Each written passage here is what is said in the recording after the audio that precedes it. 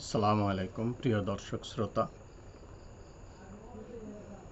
আমি সাধারণত অঙ্ক বিষয়ে আলোচনা করি, তবে আজকে একটি ব্যতিক্রমী বিষয়, রাজনীতির বিষয়ে একটু কথা বলবো। যদিও আমি রাজনীতি বুঝি না, তবে রাজনীতির প্রতি আগ্রহ আছে। আমি মনে করি দেশের রাজনীতি ঠিক হলেই সব কিছু ঠিক হবে। অর্থনীতি, সমাজনীতি, শিক্ষা সব কিছুই আসলে পরোক্ষভাবে বলবো না, প্রত্যক্ষভাবে রাজনীতির সাথে জড়িত। একটা দেশের রাজনীতি যত সুষ্ঠু হবে, যত গণমুখী হবে, যত মানুষের গ্রহণযোগ্য হবে, ততই সে দেশের মঙ্গল, সে দেশের উন্নতি। তো যারা বলেন আমি রাজনীতি করি না, আমি একজন ভদ্র মানুষ, আসলে উনি একটা মিথ্যা কথা বলেন। নিশ্চয়ই কোনো না কোনো রাজনৈতিক মতাদর্শের সমর্থক, অথবা উনি এমন মতাদর্শের সমর্থক যেটা উনি নিজেই প্রতিষ্ঠা করতে চান। সমাজে হয়তো অধিকাংশ মানুষ তা পছন্দ করে না। কোনো না কোনোভাবেই উনি কোনো মতাদর্শের সমর্থক, অথবা নিজেই একটা মত এবং পথ সৃষ্টি করতে চান। এভাবে আসলে আমরা কেউই রাজনীতি থেকে মুক্ত নই, রাজনীতির বাইরে নই। এবার আমি বস্তু জগতের কিছু কথা বলবো। বস্তু জগতের অনেক নিয়ম, কার্যকারণ, ফর্মুলা, অনেক কিছুই জীব জগতের সঙ্গে জড়িত, বা জীব জগতের মতোই বস্তু জগতের যে ফর্মুলাগুলো, অথবা সেই বস্তু জগতের বিষয়ের সঙ্গে মিল রাখলে ব্যক্তি জীবনের, সমাজ জীবনের অনেক কিছুর সাথেই মিল খুঁজে পাওয়া যায়। যেমন ক্রিকেট একটা খেলা, খুব সুন্দর খেলা, বলা হয় জেন্টলম্যান গেম বা গেম অফ দ্য জেন্টলম্যান। কিন্তু এই ক্রিকেট খেলাটার ভিতরেই একজন মানুষের, বা বিশেষ করে ছাত্র জীবনের অনেক কিছুই ফুটে ওঠে। একজন ক্রিকেটার যখন ভালো প্র্যাকটিস করেন এবং তখন মাঠে নামেন, মনোযোগ দিয়ে খেলেন, তখন হয়তো তিনি ভালো রান পান, সেঞ্চুরি করেন, হাততালি পান। ঠিক একই খেলোয়াড় দেখা গেল পরের দিন শূন্য মারলেন, ইংরেজিতে বলে ডাক। আবার এটারও অনেক বাহারি নাম আছে, পেয়ার ডাক, ডাবল ডাক, এই সে হাবিজাবি অনেক কিছু। তো ছাত্রত্ব একটা কনস্ট্যান্ট কোনো কিছু নয়, একটা কন্টিনিউয়াস প্রসেস। একজন ছাত্র যখন ভালো পড়বে, ভালো প্র্যাকটিস করবে, ভালো আনসার করবে, সে ভালো ছাত্র। যেই দিন সে পড়বে না, প্র্যাকটিস করবে না, ভালো আনসার করতে পারবে না, সেই দিন সে খারাপ ছাত্র। এই বস্তু জগতের কাজেই আমরা দেখি অনেক কিছুই। এরপর আসা যাক তাপমাত্রা, আর্দ্রতা, এগুলোর ব্যাপারে। তাপমাত্রা, আর্দ্রতার উঠানামার সাথে মানুষের মন মেজাজেরও উঠতি পড়তি হয়। এটা পদার্থবিজ্ঞানের কথা, আমার কথা না। পদার্থবিজ্ঞানের এমনি আরেকটা শাখার নাম থার্মোডাইনামিক্স, তাপগতিবিদ্যা। এটা 4টা সূত্র আছে। থার্মোডাইনামিক্সের প্রত্যেকটা সূত্রই যেন আমাদের সমাজ জীবনের সাথে তার ফলাফল, কার্যকারণ মিলে যায়। তার মধ্যে একটা হচ্ছে এডায়াবেটিক প্রসেস, রুদ্ধতাপীয় পরিবর্তন। অর্থাৎ কোনো আবদ্ধ ঘরে বা আবদ্ধ সিস্টেমে যখন তাপের সৃষ্টি হয়, তাপ প্রডিউস হয় এবং ওর ভিতরে যে কেমিক্যাল বা উপাদানগুলো থাকে সঙ্গত কারণে তার আয়তন বৃদ্ধি পায়, কিন্তু বাইরে থেকে খুব টাইট করে এটাকে বেঁধে রাখা হলো। এখন তাপ বাড়তে বাড়তে বাড়তে বাড়তে এক সময় আয়তন এমন পর্যায়ে যায় যেটা ফুটে যায়। এটাই হলো বম ব্লাস্ট। সমাজ জীবনের ক্ষেত্রেও আমাদের রাজনীতির বিষয়েও মানুষকে দমন করতে করতে করতে এক পর্যায়ে মানুষ যখন ফুঁসে ওঠে, এটার নাম বিপ্লব। এটার নাম হলো বিপ্লব, বোম ব্লাস্টের মতো। তো একই অবস্থা, বোম ব্লাস্টে যদি খুব ভয়াবহ রকমের ক্ষয়ক্ষতি হয় তখন মানুষ ক্ষয়ক্ষতি নিয়ে আলোচনা করে, কিন্তু যখন বোম ব্লাস্টটা খুব দুর্বল হয় তখন ক্ষয়ক্ষতি নিয়ে আলোচনা না করে বোমটা কি অবস্থায় ছিল, কি ছিল, এইসবগুলো নিয়ে আলোচনা করে। তো আমাদের দেশের বিপ্লবগুলো, আমাদের দেশের পরিবর্তনগুলো এত শান্তিপূর্ণভাবে হয় যে প্রতিপক্ষ এটা বুঝেই না। তখন একটা সংবিধান মেনে হইল কি না, সংবিধান কি হবে, দেশের নাম কি হবে। বিপ্লব হলেই তো বিপ্লবীরা যা বলে তাই বিপ্লব, তাই সংবিধান, তাই আইন।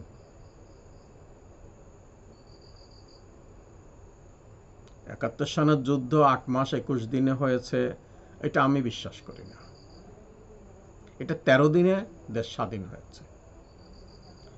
জেনারেল অরোরা ৩রা ডিসেম্বর পূর্ব পাকিস্তানে ঢুকেন এবং ১৬ ডিসেম্বরের মধ্যে বিচ্ছিন্ন হয়। পাকিস্তান বিচ্ছিন্ন হয়ে পূর্ব পাকিস্তান থেকে আমরা বাংলাদেশ নামে একটি ভূখণ্ড পাই।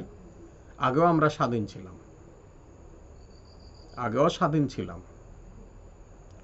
আমরা স্বাধীন হয়েছি 47-এ। পাকিস্তানি টেরিটরি, পাকিস্তানি ক্ষমতাসীন দল কখনোই পূর্ব পাকিস্তানকে গ্রাস করেনি, যেরকম করে ইংরেজরা নবাব সিরাজকে পরাজিত করে বাংলা দখল করেছেন, এরকম পাকিস্তানিরা করেনি। আমরা বরং কায়দে আজমের সঙ্গে ছুটে গিয়ে আমরা পাকিস্তানের অংশী হলাম।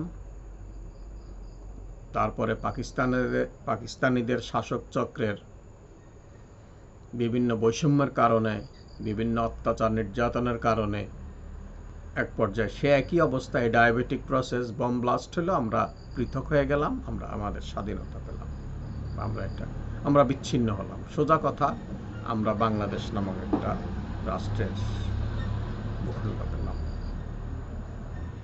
এই যে সম্প্রতি যে বিপ্লবটা হয়ে গেল ৪ঠা আগস্ট, একটা বিপ্লবের পরে বিজয়ী শক্তির দ্বারা পরাজিত শক্তির উপর যেরকম প্রভাব পড়ে তার কিছুই পড়েনি, তার কিছুই পড়েনি। বরং পরাজিত শক্তি বিজয়ী শক্তির উপর বিভিন্নভাবে হামলা করছে। চট্টগ্রামে আইনজীবী হত্যা, ইস্কনের চিন্ময়কে দিয়ে একটা উস্কানিমূলক সাম্প্রদায়িক সৃষ্টির তৎপরতা, হাজারীগল্লিতে সেনাবাহিনীর উপর অ্যাসিড নিক্ষেপের মতো চরম উচ্ছৃঙ্খলতা বা চরম সন্ত্রাস, এগুলো বিপ্লবে যারা বিজয়ী শক্তি এদের দ্বারা হয়নি। আর একটা বিপ্লব হলে একটা পাল্টা বিপ্লব হয়, একটা বিপ্লব হলে একটা পাল্টা বিপ্লব হয়। তবে সেই বিপ্লবটা খুব অল্প সময়ের মধ্যে হয় অথবা দীর্ঘ সময় পরেও হইতে পারে। তবে আমাদের দুর্ভাগ্য অথবা সৌভাগ্য যে আমাদের কোনো কিছুই চূড়ান্ত অবস্থা পৌঁছানোর আগে একটা পরিবর্তন আসে। এরকম পরিবর্তন আসছে 75-এ, পরিবর্তন আসছে 82-র 24শে মার্চ এরশাদ সাহেবের দ্বারা। এই ধরনের অবস্থা। তো বিপ্লবের পর আমরা যদি দেখি ইরানে কি হয়েছে, রাশিয়ায় কি হয়েছে। ইরানি বিপ্লবের পর একটা বম ব্লাস্টে প্রধানমন্ত্রী আলী রাজা সহ ৭২ জন ক্যাবিনেট সদস্য নিহত হলেন।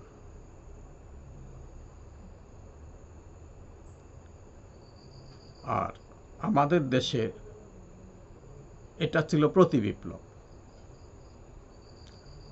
তো এখন আমাদের দেশে প্রতি বিপ্লবটা কিভাবে হবে, কখন হবে, সেটা যারা এই মুহূর্তে পাল্টা অভ্যুত্থান করবেন, প্রতি বিপ্লব করবেন, তারা অতীতের অভিজ্ঞতা নিশ্চয়ই নেবেন।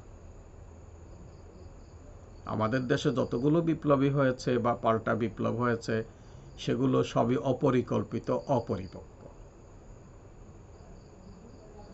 যেমন শেখ মুজিব হত্যাকাণ্ডের পরে জিয়া হত্যাকাণ্ড পর্যন্ত কমপক্ষে ২০টা অভ্যুত্থান হয়েছে, সামরিক অভ্যুত্থান।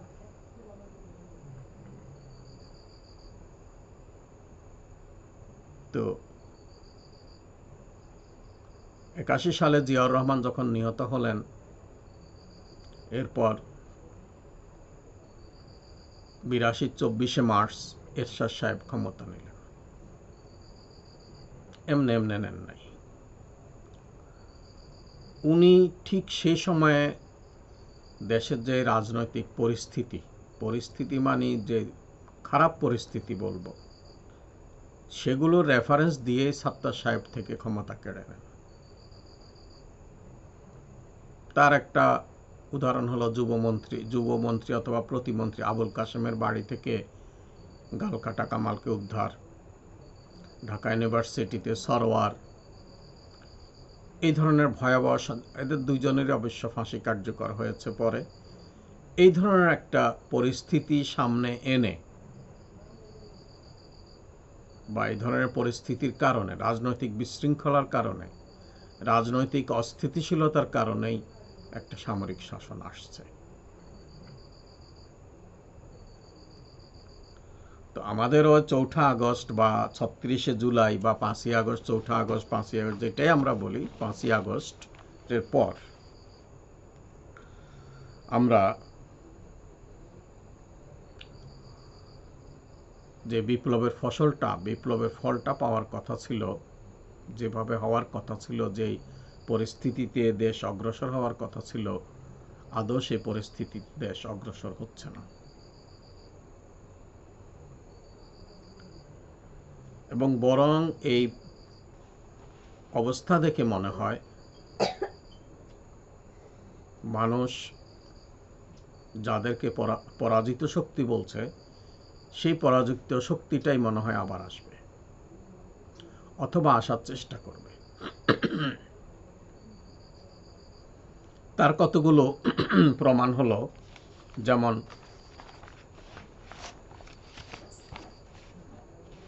পরাজিত শক্তিগুলোর রথী মহারথীদেরকে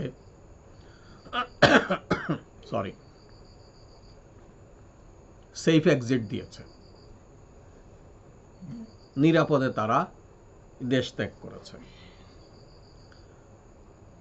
এখন বিভিন্ন সময়ে মিছিল, ঝটিকা মিছিল করা হচ্ছে, জঙ্গি মিছিল করা হচ্ছে, মব জাস্টিসের মাধ্যমে কতগুলো বিশৃঙ্খল অবস্থা তৈরি করা হচ্ছে। মব জাস্টিস কি আসলে মব ইনজাস্টিস বললে ভালো হয়, বা মব অ্যানার্কিস বললে ভালো হয়? কারণ কোনো বিচার বা কোনো সিদ্ধান্ত এটা মবের মাধ্যমে হতে পারে না। এই গতকালকে অথবা পরশু কোহিনুর কেমিক্যালের একজন, আমি শিওর না উনি হিন্দু নাকি মুসলিম, এক কর্মকর্তা রাসূল সাল্লাল্লাহু আলাইহি সাল্লামের নামে কটূক্তি করেছেন। কিন্তু আমি আজ পর্যন্ত কোথাও ফেসবুকে বা ইউটিউবে আমি পাইনি, হয়তো আসছে, আমার হয়তো ব্যর্থতা, উক্তিটা কি সেটাই জানতে পারিনি। আর কটূক্তি করবেন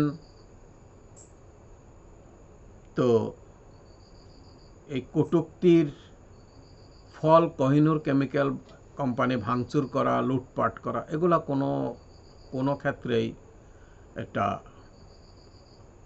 আইনি প্রক্রিয়া নয় বা একটা বিবেকবান মানুষের কাজ নয়। আল্লাহ রাসূলের জীবিত অবস্থায় ওনাকে অনেকে গালি দিয়েছে, তাই বলে কি ওদের বাড়িঘর সন্ত্রাসী হামলা চালানো হয়েছে? এখন আমরা তো কটূক্তিটা তারা হঠাৎ করে করেনি, ইচ্ছাকৃত। মাঝে মাঝে এরকম কটূক্তি করবে, তারা প্ল্যান করে যারা কটূক্তি করে। এবং এই কটূক্তি করলে ফলাফলটা কি হবে এটা তারা ভালোই জানে। যে এটা এই নয় যে কি তিনি কটূক্তি রাসূল সাল্লাল্লাহু আলাইহি সাল্লামের নামে 90% মুসলমানের দেশে আল্লাহ রসুলের নামে একটা খারাপ কথা বললে দেশের পরিস্থিতি কি হবে এটা তারা জানে না।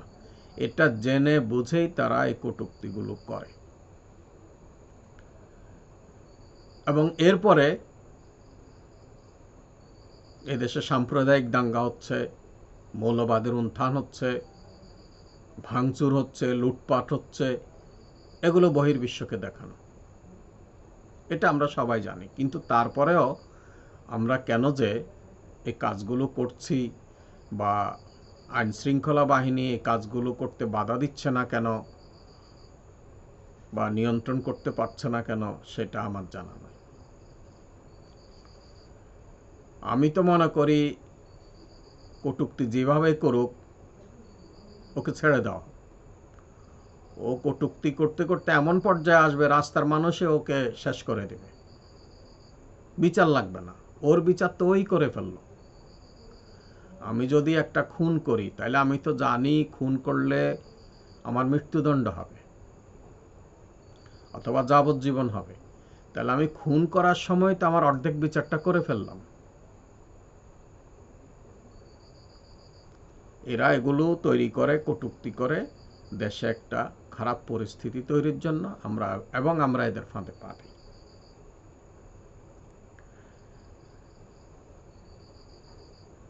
তো এই অবস্থায় সবাই বলে পরাজিত শক্তিকে নিষিদ্ধ করা হোক, তাদেরকে নির্বাচনে অংশগ্রহণ করতে দেয়া না হোক। কিন্তু পরিস্থিতি এমন, এবং কতগুলো বক্তৃতায় মিটিংয়ে পরিষ্কার বোঝা যাচ্ছে যে তারাই পরাজিত শক্তিকেই আহ্বান করছে। পরিষ্কার করে বলতে হয়, বিএনপি মনে করে জামাত ক্ষমতায় যাবে, জামাত মনে করে বিএনপি ক্ষমতায় যাবে বা বিএনপি ক্ষমতা গিয়ে কিছু একটা করবে। তাহলে দুইটার মাঝখানে কে আসবে? নিশ্চয় আওয়ামী লীগকে দিয়ে তারা এগুলো ঠেকানোর চেষ্টা করবে বা আওয়ামী লীগ দিয়ে ব্যালেন্সিং পাওয়ার তৈরি করার চেষ্টা করবে। ফলাফল হবে কি? ফলাফল হলো একসময় সে আওয়ামী লীগই ক্ষমতায় যাবে এবং আবারও একই অবস্থা করবে। বিএনপি ক্ষমতায় গেলে কি করবে এটা তো পরিষ্কার, সেটা এখনই পরিষ্কার।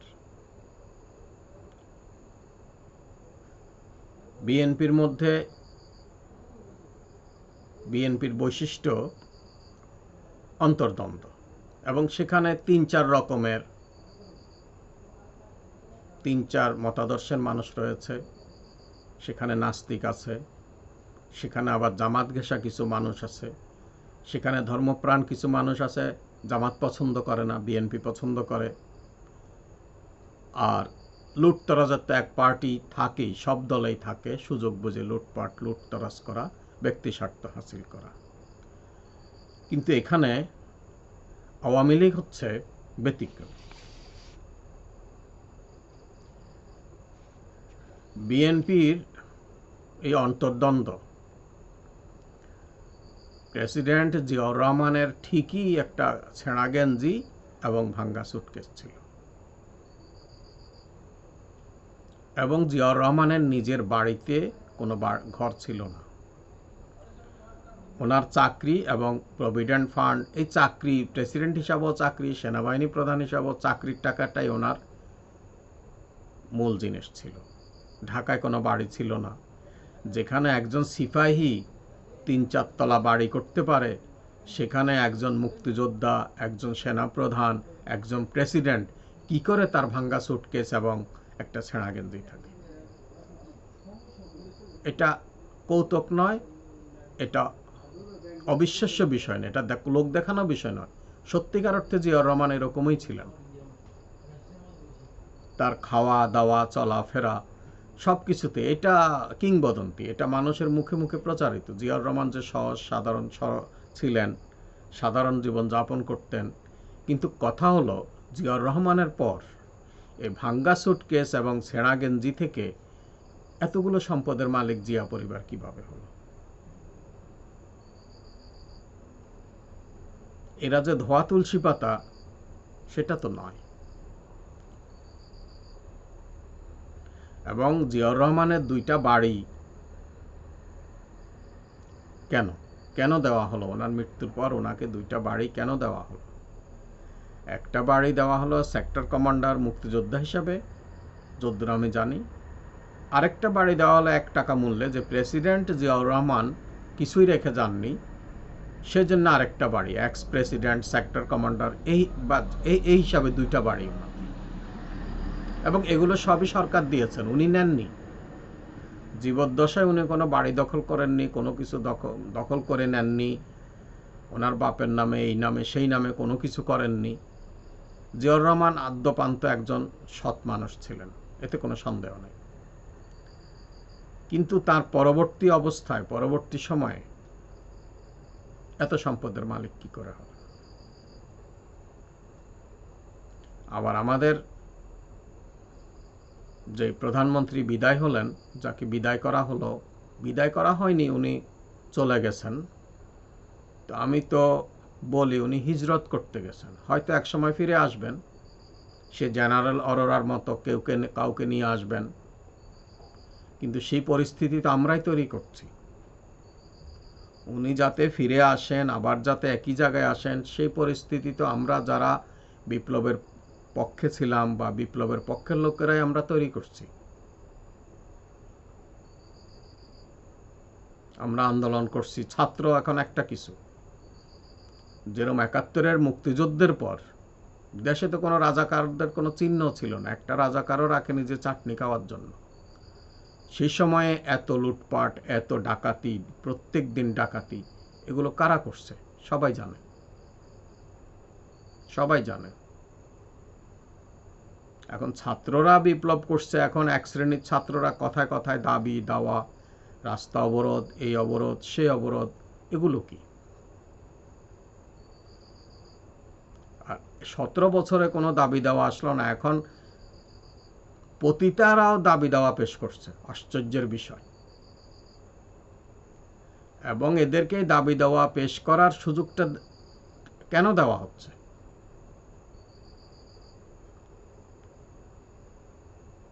কয়েকদিন চলছে ধর্ষণ, ধর্ষণ, ধর্ষণ, এরপরে খুন, খুন, খুন, এই ডাকাতি, এগুলো নিয়ন্ত্রণ কে করবে? সেনাবাহিনীকে যদি ম্যাজিস্ট্রেসি পাওয়ার দিতে হয়, তো ম্যাজিস্ট্রেটরা কি করেন?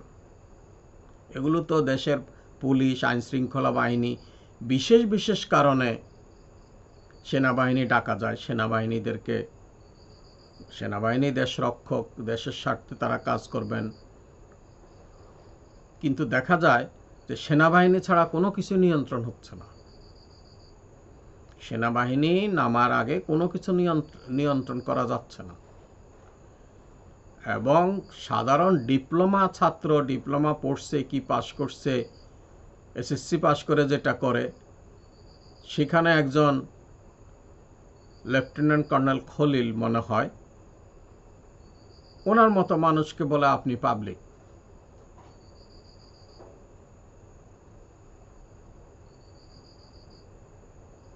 একজন সেনাবাহিনীর ঊর্ধ্বতন খুব বড় কর্মকর্তা না হলে লেফটেন্যান্ট কর্নেল মর্যাদার বা ওনার যে সমস্ত কোয়ালিটি দেখা গেল, দেখলাম ইউটিউবে, তাতে করে ওনাকে একজন আপনি সাধারণ পাবলিক বলা যায় না।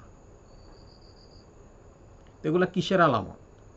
ইনডাইরেক্টলি এই ব্যবহারগুলো করা হচ্ছে। ঠিক আছে, আমি সাধারণ পাবলিক হলে আমি দেখাইয়া দিব কিরকম সাধারণ পাবলিক। একটা হলো জেনারেল পিপল। জেনারেল শব্দটা প্রত্যেকটা শব্দের, কোনো শব্দেরই আসলে নির্দিষ্ট কোনো অর্থ নাই। শব্দটা যে জায়গায় বসে সেই জায়গার গুরুত্ব বহন করে।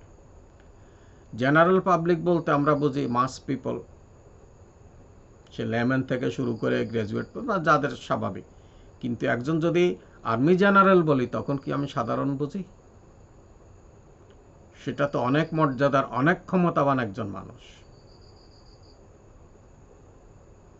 এগুলো আর্মিকে বলা, আর্মিদেরকে উত্ত্যক্ত করা, তার মানে হলো ঠিক আছে আপনারা আসেন, এরশাদের মতো প্যাসেজ তৈরি করে দিচ্ছ, তোমরা ডিপ্লোমা পড়ছো, আন্দোলন করছো, আর্মিদেরকে সাধারণ পাবলিক বলো। তো ঠিক আছে, সাধারণ পাবলিকই এক সময় তোমাদেরকে আরো সাধারণ বানিয়ে দিবে। এগুলো যে রাজনৈতিক বিশৃঙ্খলা, এগুলো নিয়ন্ত্রণ করা দরকার। আর যে সমস্ত খুন খারাপি, ধর্ষণ, এগুলা দ্রুত বিচার করে কয়েকটা কার্যকর করা প্রয়োজন। একটাও কার্যকর হয়নি, একটাও কার্যকর হয়নি। অথচ আমি আগেই বলছি, যিনি যে অপরাধটা করেন তিনি তো তার বিচার নিজেই করেন, অর্ধেকটা তো নিজেই করে যান। আমি ধর্ষণ করলে, খুন করলে, হত্যা করলে আমার ফাঁসি হবে, আমার বিচার তো আমি করেই গেলাম ওই কাজটা করে। বাকিটা হলো শুধু আমার এই রায়টা এক্সিকিউট করা। সেগুলো কিছুই হচ্ছে না। আর আওয়ামী লীগ যে কি জিনিস তারা নিজেরাও জানে না। আওয়ামী লীগ আওয়ামী লীগারদের কাছে একটা ধর্ম।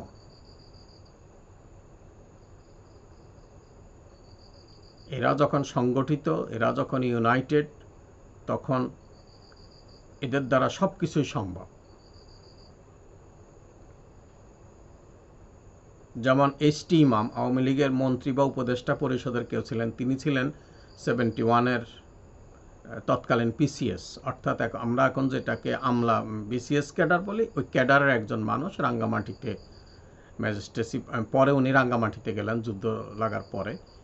তো ওনার মুখ থেকে, বিটিভি আর্কাইভে হয়তো এখনো আছে, ওনার মুখ থেকে উনি বললেন যে কি এক সময়ে যুদ্ধের প্রারম্ভিক অবস্থায় তো পুলিশরা তো সরকারি কর্মচারী, যতক্ষণ সরকার থাকবে, যতক্ষণ পাকিস্তান ছিল, পাকিস্তানের পুলিশ পাকিস্তানের পক্ষেই কাজ করবে, অর্ডার মানবে, সেটা ইচ্ছাই হোক অনিচ্ছাই হোক, চাকরিতে যখন আছে সে অর্ডার ওনারা মানবে। কিন্তু তিনি বললেন যে 4টা থানার 4জন ওসিকে এনে একটা থানায় জড়ো করে জবাই করে দেওয়া হলো।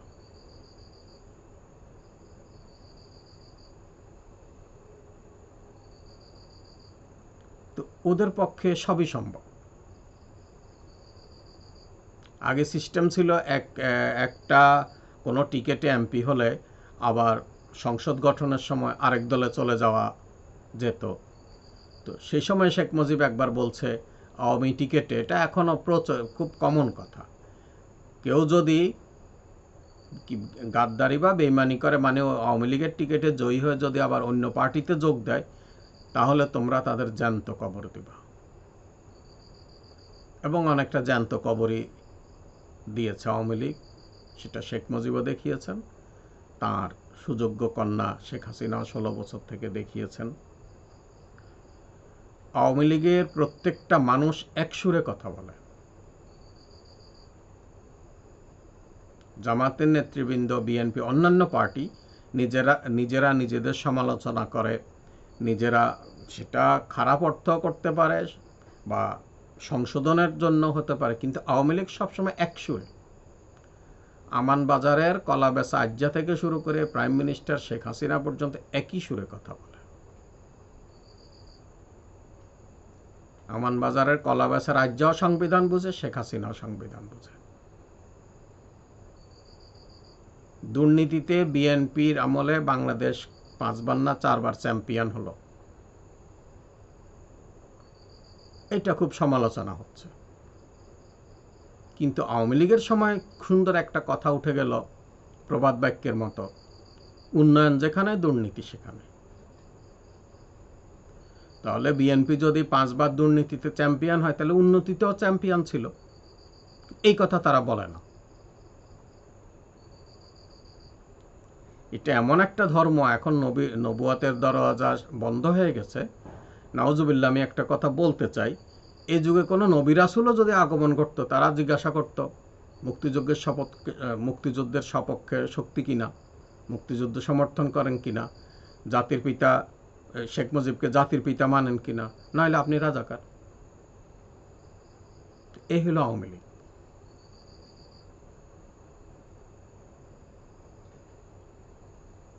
তো এখনকার যাবতীয় পরিস্থিতি সবই অনেকটা আওয়ামী লীগের অনুকূলে। কারোরই কোনো বিচারের ফয়সালা হচ্ছে না, এবং 5ই আগস্টের পরে তেমন কোনো, ওই যে বললাম এই ডায়াবেটিক প্রসেস, বোমাটা দুর্বল ছিল, বোমায় যা হওয়ার কথা তা হয়নি।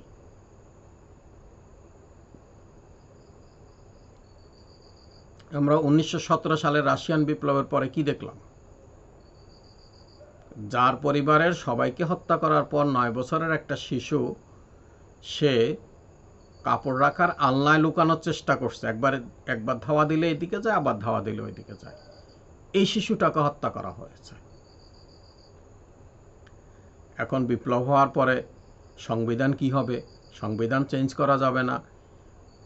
যেই সংবিধান শেখ মুজিবকে রক্ষা করতে পারে নাই, যেই সংবিধানে লক্ষ লক্ষ মানুষ না খেয়ে মারা গেছে, যেই সংবিধান জিয়াউর রহমান রক্ষা করতে পারে নাই, যেই সংবিধানের কারণে এরশাদ থাকতে পারে নাই, যেই সংবিধানের কারণে তত্ত্বাবধায়ক সরকার হলো এবং এটা বাতিল হলো, এটা কি মহান পবিত্র মূল্যবান সম্পদ হলো যে সংবিধান পরিবর্তন করা যাবে না, সংবিধানই করা যাবে না। বিপ্লবের পর বিপ্লবীরা যেটাই বলে সেটাই সংবিধান, সেটাই গণতন্ত্র। এটাই হলো সত্যিকারের বিপ্লব। ইরানের বিপ্লবে কি হয়েছে? যুগোস্লাভিয়ার বিপ্লবে কি হয়েছে? কিউবার বিপ্লবে কি হয়েছে? এরকমই হয়েছে। আর রাজনৈতিক শক্তির মধ্যে এখন আছে জামাত। জামাত ইসলামী, তারা দাবি করে তারা আদর্শিক সংগঠন, ঠিক আছে,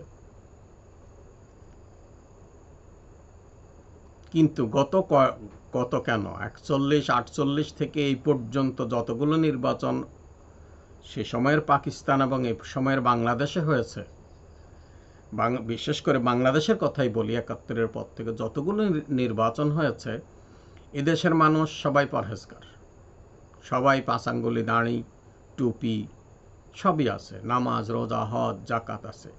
কিন্তু এই নামাজ রোজা হজ জাকাত এগুলা রাষ্ট্রীয়ভাবে প্রতিষ্ঠিত হোক, এই দেশের মানুষ চায় না। এই দেশের মানুষ ইসলামকে একটা বিজয়ী শক্তি হিসাবে দেখতে চায় না। না হলে বুঝলাম জামাতের এই দোষ সেই দোষ ওই দোষ জামাতকে, কিন্তু অন্যান্য ইসলামিক সংগঠনগুলো তো বিভিন্ন সময়ে ইলেকশন করেছে, নির্বাচন করেছে, কই তাদেরকে তো ভোট দেয় না মানুষ। এখন বিএনপির জামাত ফোবিয়া, জামাতের মিছিল যত লম্বাই হোক, ইলেকশনে দেখা যাবে জামাতের ভোট কম। আর এগুলোর কিছু কারণও আছে, কিন্তু এই কারণগুলো আবার জামাত ইসলাম বুঝতে চায় না। ওনাদের রুকনিয়াত হলো এমন একটা জিনিস, ওরে বাবারে, একজন রোকন সবই বুঝেন, সমাজনীতি, অর্থনীতি, রাজনীতি, সঙ্গীত, বিদ্যা, সাহিত্য, উনি যেটা বলেন সেটাই সত্য। এই রুকনিয়াতকে তারা কেউ কেউ, সবাই না, অবশ্যই দলে খাঁটি মানুষ আছে, সত্যিকারের মানুষ আছে, তবে তাদের নিয়ন্ত্রণ একটু কম। এই রুকনিয়াতকে তারা কখনো পায়ের জুতা বানান, কখনো মাথার টুপি বানান। না হলে আমার জানা মতে 3বার রুকনিয়াত ক্যান্সেল হওয়ার মানুষও জামাতের মজলিসে শুরায় আছে এখন, এটা প্রকাশ্যে পেপারে আসছে। তো যার রুকনিয়াত ক্যান্সেল হবে সেই রুকন কি জানেন না উনি একজন বড় লিডার, এই কাজটা করলে আমার রুকনিয়াত যাবে? তো রুকনিয়াতের বৈশিষ্ট্য কি? আর মানুষ এটার বুঝেইটা কি? কোনো অপরাধ হলে ওনার রুকনিয়াত চলে গেছে, রুকনিয়াত গেলেই কি থাকলেই কি? দেশের মানুষেরও কি লাভ, ওনারই বা কি লস? উনি আবার কয়দিন পরে রিপোর্ট জমা দিয়ে এটি আবার রুকনিয়াত ফেরত পাবেন।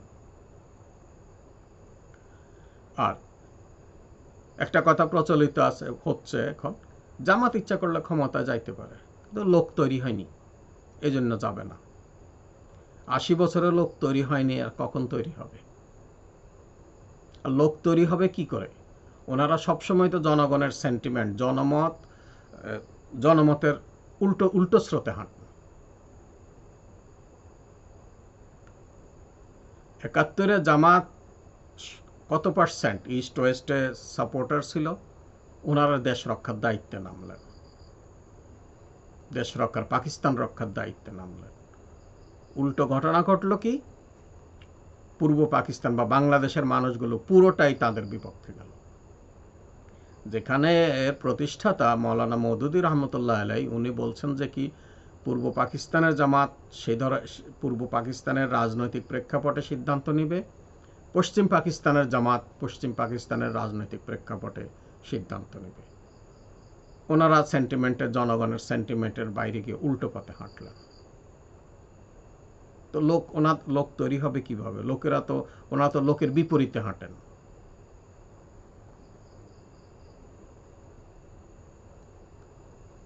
একাত্তরে তো শেখ মুজিবকে বা মুক্তিযুদ্ধকে চীনপন্থী কমিউনিস্টরা, তোহা গ্রুপ, নোয়াখালীর লক্ষ্মীপুরের তোহা, এরাও সমর্থন করেনি, কিন্তু তাদের গায়ে তো কোলাবোরেটর, যুদ্ধ অপরাধীদের তকমা লাগেনি।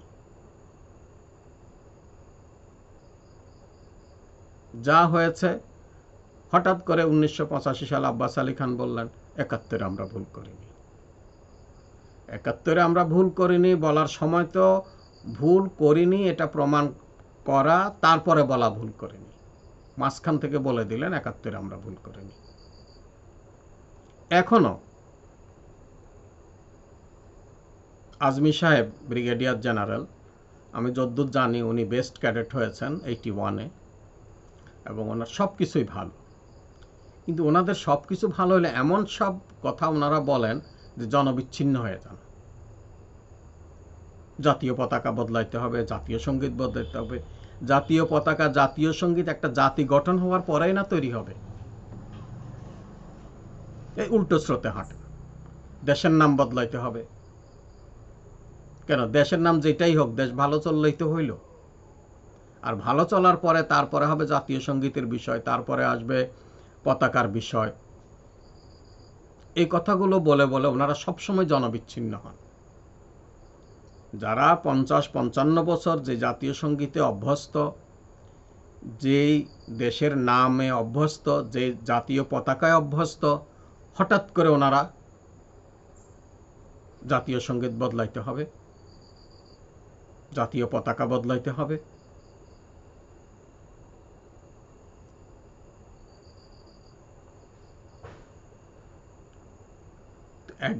উনি একটা আর্মিতে ছিলেন,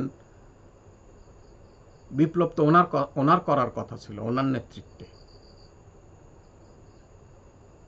কর্নেল গাদ্দাফি বিপ্লব করেনি লিবিয়াতে, ফিদেল ক্যাস্ট্রো করেননি, কিন্তু উনি তো একবারে সভ্য শান্ত অফিসার হিসাবে কাজ করে গেছেন, একজন ইসলামী আন্দোলনের কেন্দ্রীয় নেতা ছেলে হিসাবে ব্রিগেডিয়ার জেনারেল ছিলেন। একটা বিপ্লব ঘটাইতে তো ব্রিগেডিয়ার জেনারেল লাগে না। এখন তার এই কথাটা সাধারণ কথা নয়, এই কথাটা জামাতে ইসলামের প্রাক্তন আমির মরহুম গোলাম আজম সাহেবের ছেলের কথা, এবং তার বাবা কি জামাত ইসলামের প্রধান। তাহলে জামাত ইসলাম চায় দেশের পতাকা বদলাক, সংবিধান বদলাক, সব বদলাক। দেশই এখন পাইল না হাতে, কিভাবে বদলাবে?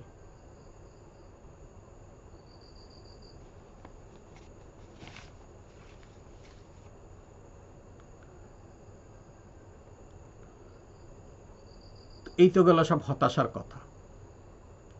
আর জামাত ক্ষমতায় গেলে যাবে না, যদি যায় তো তারাই নিজেদের শত্রু নিজেরাই হবে। ইসলামপন্থীরা ইসলামপন্থীদের শত্রু হবে।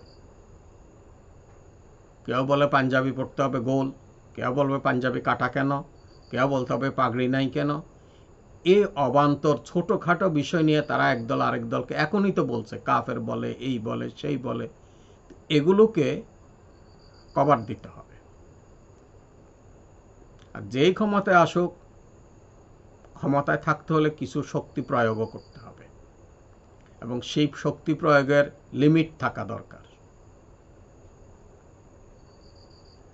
এইসব হতাশা, আমরা যে বিভিন্ন মব জাস্টিস করছি, হঠাৎ উত্তেজিত, এগুলো পুরো পরাজিত শক্তিকে আবার দেশে আনার পথটা সুগম করা। একটা জিনিস খেয়াল করতে হবে যে আমি আগেই বলেছি, বোম ব্লাস্টের পরে যদি ভয়াবহ রকমের র্যানসেক হয়, ধ্বংসযজ্ঞ হয়, আমরা ধ্বংসযজ্ঞের হিসাব করি, বোমার হিসাব করি না। এখন বিপ্লবের পরও আমরা ওই বিপ্লব কেন হইল, কিভাবে হইল, কারা করলো, এই দিকে আসি। কারণ বিপ্লবের যে তাপ, সেটা পরাজিত শক্তির গায়ে লাগেনি। এই কারণে এটা বলছি। এবং সেফ এক্সিট কারা দিল, নিরাপদে কারা রাখলো, আদালতে গিয়ে এরকম উদ্ধত্ত আচরণ কারা করলো, কারা করছে এখন, এগুলা কি? তো এইসব হতাশা ভুলে আমরা নিজেরা নিজেদের যার যার দলীয় অবস্থান থেকে দলকে সংযত করে, দলকে সুশৃঙ্খল করে আমরা যদি নির্বাচনে যাই বা ক্ষমতায় আসি, যেই আসুক, ক্ষমতায় এসে যদি আমরা পরস্পরের ঝগড়াঝাটি না করি, পরস্পর বিরোধে জড়াইলে অবশ্যই তৃতীয় শক্তি যে কোনো দেশের সামরিক শক্তি, তৃতীয় বিশ্বের যে জিনিসটা হয়, বিশেষ করে পাকিস্তান এবং বাংলাদেশে, এই উপমহাদেশ ইন্ডিয়া, পাকিস্তান, বাংলাদেশ, বার্মায় সামরিক শক্তি, পাকিস্তানও সামরিক শক্তি, এবং বাংলাদেশও দীর্ঘদিন সামরিক ক্ষমতা ছিল, সামরিক শক্তি ছিল। তো আমরা যেই দলই ক্ষমতায় যাই, নির্বাচন যেভাবেই হোক, আগে দলীয় সুশৃঙ্খলা এবং এমন কিছু মন্তব্য, এমন কিছু কাজ আমরা না করা, যাতে করে পরাজিত শক্তি সুযোগ পায়, তারা আবার ফিরে আসে, এখান থেকে সতর্ক হতে হবে। আমি প্রথমেই বলেছি, আমি রাজনীতি বুঝি না, রাজনীতি থেকে দীর্ঘদিন দূরে থাকার কারণে এইটার বানানটাও একটু কনফিউজ, পলিটিক্স না পলিট্রিক্স, এটা সন্দেহ লাগছে। তো আমার বক্তব্যে, যেহেতু আমি রাজনৈতিক ব্যক্তি নয়, রাজনীতি চর্চাও করি না, কিন্তু দেশের এই পরিস্থিতিতে ক্ষোভে দুঃখে এ কথাগুলো বললাম। খুদা হাফেজ, আসসালামু আলাইকুম।